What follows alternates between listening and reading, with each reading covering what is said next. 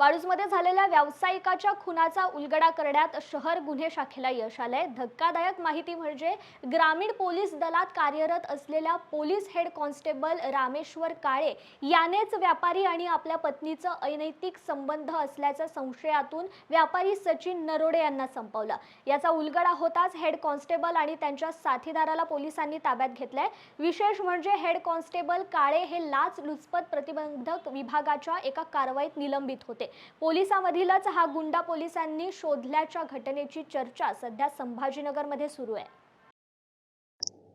17 मार्च रोजी Sajapur शिवारामध्ये MIDC Waluj police स्टेशनच्या हद्दीमध्ये सचिन साहेबराव नरोडे यांचा एका अज्ञात आरोपींनी निर्गुणरित्या बंदुकीची गोळी झाडून खून केलेला होता।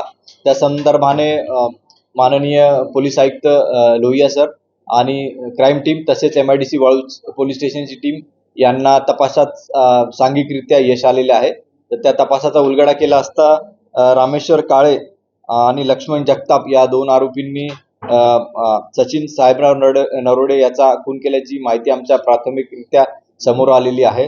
रामेश्वर काळे याने त्याच्या पत्नीशी असलेले अनैतिक संबंध याचा सूडबुद्धीने सचिन नरोडे याचा खून केल्याची माहिती प्राथमिकरित्या आमच्या समोर आलेली आहे।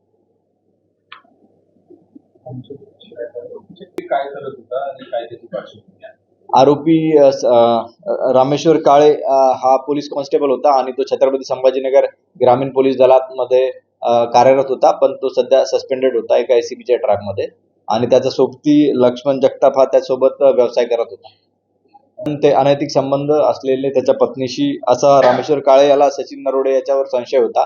त्या संशयाच्या कारणावरून त्यांनी सचिन नरोडे याचा खून केला।